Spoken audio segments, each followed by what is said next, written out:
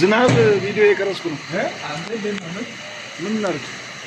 ያው ኤክስትራ ካሪኩላር አክቲቪቲ ነው። እንዴት ነው? ሰላም ቻው በለው።